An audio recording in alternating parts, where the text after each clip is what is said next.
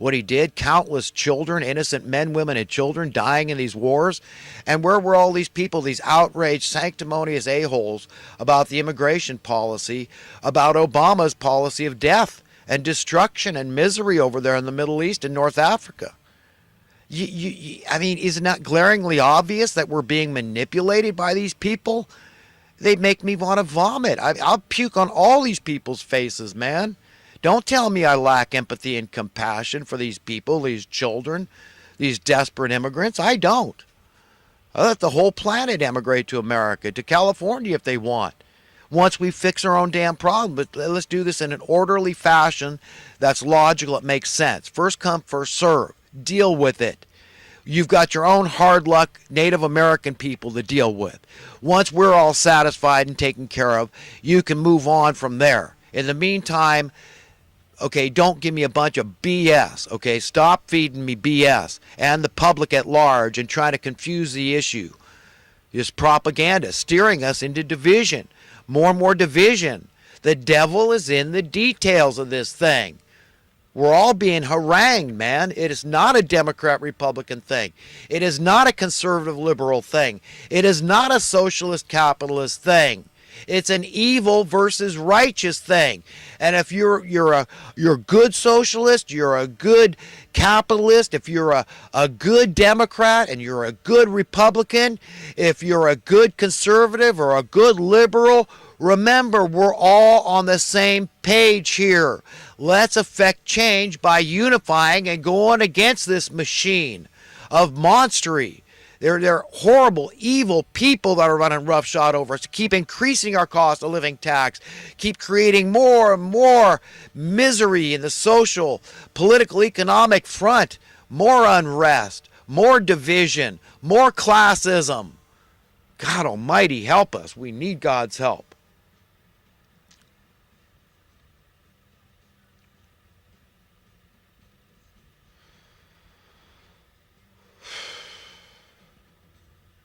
You notice how the mainstream media constantly they're saying, oh, this could result in higher prices. I saw them do it back to back. They did one where they were saying, oh, well, these tariffs, this could result in higher prices. And then the farmers were freaking out because the policy was resulting, the soybean farmers were freaking out because it was resulting in lower prices that the mainstream media hedged their bets with, saying it's going to result in higher prices.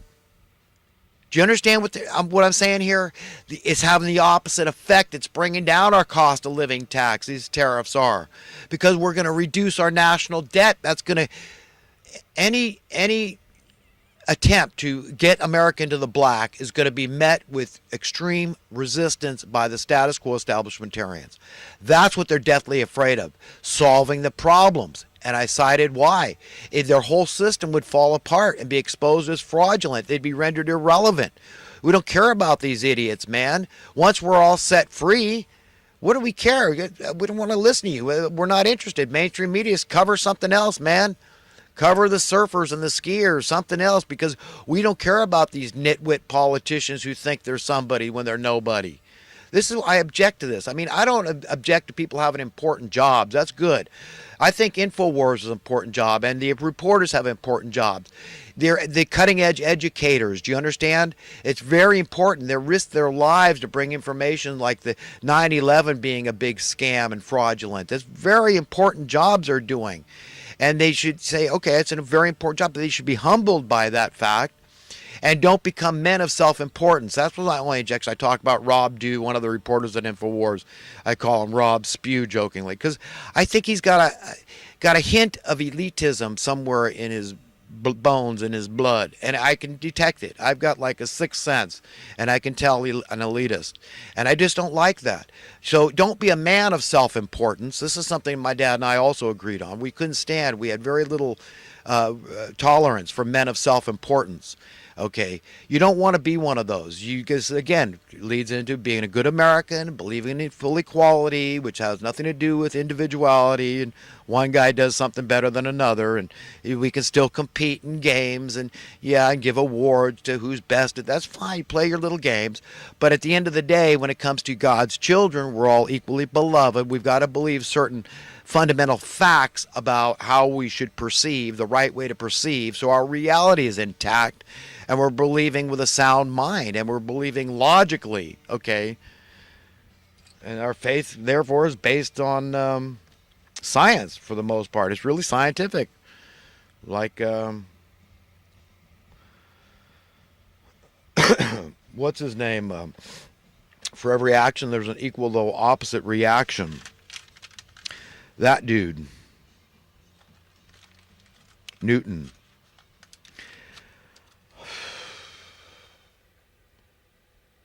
You know, and I was talking about this critical mass thing. This is something else. Remember, we're being manipulated by a tiny minority. I pointed out the 10% that was for the bailout of '08. They got their way.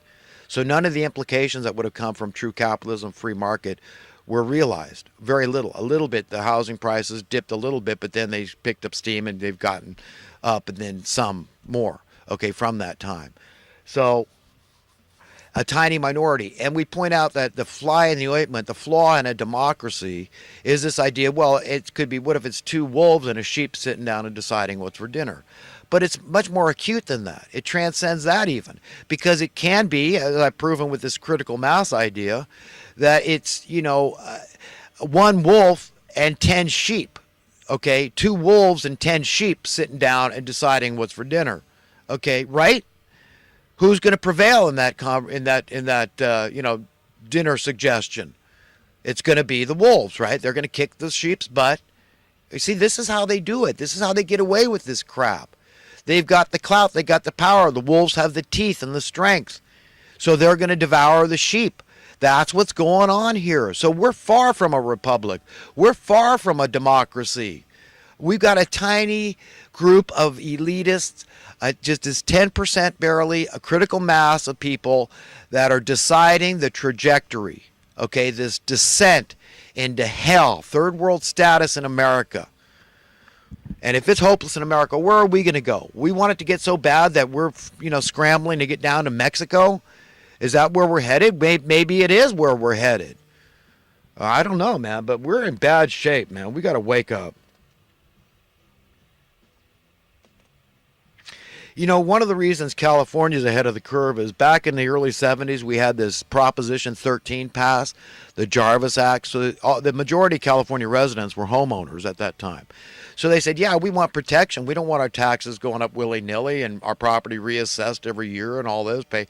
So they etched it in stone that, whatever price you paid for your house, you're paying a percentage of that, for in perpetuity, essentially, for your life. So that, you understand, that was market by insulating those existing homeowners, it allowed the market manipulation to take place to compensate the government, right? Well, we're not getting enough taxes. We got to pay more for mortgages and rents, so we need more revenue. See how it's a driver. This is what happened in California. I'm just explaining probably why we're ahead of the curve here. This is what happened. So they were able to manipulate our housing costs a lot quicker because of that. You understand how that works? They're very sneaky, man. They're surreptitious. I'm telling you, they're cunning. They practically conjure stuff up with their evil genius. And they get away with it, man. I'm telling you, it's the 2 wolves and 10 sheep. And pretty soon, we're going to get home ownership so low in California, they don't know what they're going to do then.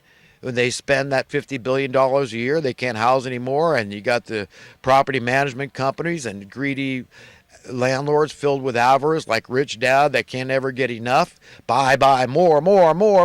They're insatiable. Those types. I'm not talking about somebody that's just running a B&B and you got a rental property or two. Look, my grandmother, the Dalmatian, she owned property in Los Angeles. She was a landlord. I'm not condemning anybody. Anybody could be a landlord. They could be a good person. If I was a landlord, I'd want to lower your rent steadily. That's the only way I could ever see doing it. But how am I going to logically do that unless I have to subsidize it? But meanwhile, we're subsidizing everything. We've socialized the debt, the national debt. We've privatized the profits, the ill-gotten gains.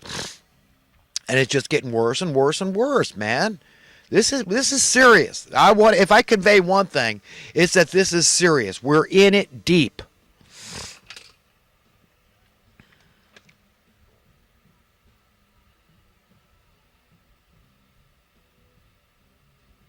You know, Alex Jones ran another piece from his pastor in Hawaii.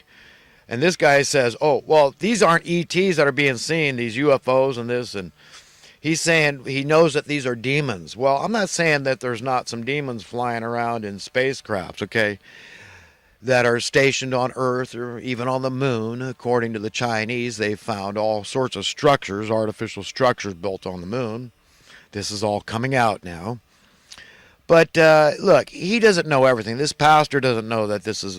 You've probably got space tourists, rubberneckers, reality TV shows from other planets, scientists coming to investigate, all kinds of stuff going on. For him to say he knows for sure, even the Bible talks about angels, angelic, holy angels that are flying.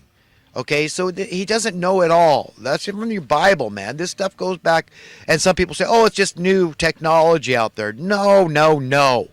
How do you explain all through history 6,000-year-old cave paintings in Pakistan depicting these things? That's how they communicated back then when you didn't have a universal language. You know, English, nobody knew how to, write. Well, let's make sure everybody understands this with symbols. Okay, this stuff's been going on all through history. There's been accounts of, paranormal, supernatural flying crafts, okay, that scientists will explain today how they work. But it's just like the Earth is spinning around at over 1,000 miles an hour right now, and you don't feel it because it's got its own atmosphere. Do you understand? So the gravity has no effect on us. So they figured out that technology, and these crafts, essentially, they've got like their own atmosphere. They're not affected by doing right angle turns at any speed. You understand how this works? So if you study it like I have, you'll understand the science behind how crafts can go even possibly faster than the speed of light. You learn about bending space and time. Okay, so if you study it like I have, you'll know that Drake's equation is very likely. There's probably countless populated planets right in our own galaxy. Well, I guess you could count them, technically speaking, but the point is clear. There's a lot of them right in our own galaxy. TMZ, Harvey Levin, and how horrible, he thinks, Trump should be condemned for his immigration policies. No, not a mention about Obama and all these kids dying in these dubious wars in the Middle East and North Africa. We'll talk about that. No, I mean, it's just, about villainizing, condemning Trump, and that's it, because those are his peers. And he wants, that's the side. They've decided, they've drawn the line in the sand, and I want nothing to do with Trump. Trump supporters, they should all be sent off to concentration camps because they're all a bunch of Nazis, right? Isn't that what's going on here? I mean, so I don't respect that at all, Harvey. You know what I mean? Look. We're all Jews, okay? Blacks, whites, browns, reds, from the 12 tribes of Israel. That's where I get that from. So let's be very clear about this. Harvey Levin, sometimes I think you're being intellectually dishonest. I think you're a smart guy. But your soul is at stake here. That's why I try to get to people. I really try to make sure they understand the implications, the ramifications, the price they're going to pay for not being intellectually honest with themselves. I mean, if you can't be honest with yourself, who are you? Who is God going to say, well, I know you, but you don't even know who you are. You don't even know you're God's kid. You've got to try to be more godlike and honest. I mean, the establishment absolutely hates Trump. So you taking Trump's side? You're against Trump? By default, you're for Hillary Clinton. And Slick Willie slinking around the White House looking for his next sexual victim. That's what you're for? That's the alternative by default of Trump. That's what you'd rather have? All you people that don't support Trump, I want to puke on all of you. Okay, do you understand? I think you're all on the highway to hell. Okay, because you're going to pick, oh, well, he's a misogynist and he said this and that about women. I mean, get a life, man. Get real. Let's talk about the important issues. Let's talk about social, political, and economic cohesion in the land and getting rid of classism and ending this wealth and income disparity in the land. Okay, not through socialism. We know that won't work. Just creates animosity. People find attorneys to find them loopholes. to get out from paying their taxes, those that can afford to pay the bills of society. The rich get richer while the national debt keeps soaring. Whose back do you think that's falling on? Who do you think is paying it? People going to the payday loan, the check cashing places, the poor, okay, that are one paycheck away from homelessness, that are at the welfare office today because they're broke and busted. That's whose back is falling on this national debt. Harvey Levin, be honest. For God's sake, man. Be honest.